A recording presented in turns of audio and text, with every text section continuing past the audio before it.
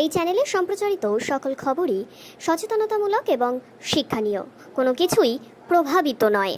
বেশ কিছুদিন ধরে কিছু অসাধু চক্র ভারত সরকারের উত্তর পূর্বাঞ্চল উন্নয়ন ও শিক্ষা মন্ত্রকের প্রতিমন্ত্রী, রাজ্য বিজেপির সভাপতি তথা বালুরঘাট লোকসভা কেন্দ্রের সাংসদ ডক্টর সুকান্ত মজুমদারের ছবি ব্যবহার করে সমাজ মাধ্যমে মিথ্যা বার্তা সম্প্রচার করা হচ্ছে। এই জন্যই সেই সংস্থার বিরুদ্ধে দক্ষিণ দিনাজপুর জেলা পুলিশ সুপার চিন্ময় মিত্তালের কাছে লিখিত অভিযোগ করলেন সুকান্ত মজুমদার খোদ।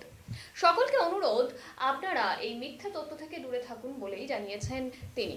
আমরা সোশ্যাল মিডিয়ার মাধ্যমে জানতে পারি যে আমার ছবি অবৈধভাবে ব্যবহার করে একটি অ্যাপে থেকে ঋণ দেওয়ার একটি প্রকল্পের প্রচার করা হচ্ছিল।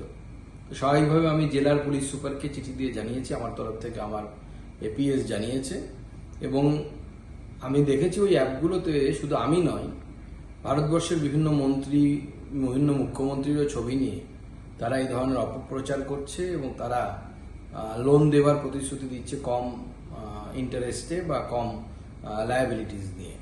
স্বাভাবিকভাবে আমি এর কমপ্লেন করেছি। আমি আশা করব যে জেলা প্রশাসন এবং রাজ্য প্রশাসন এর উপযুক্ত তদন্ত করবে।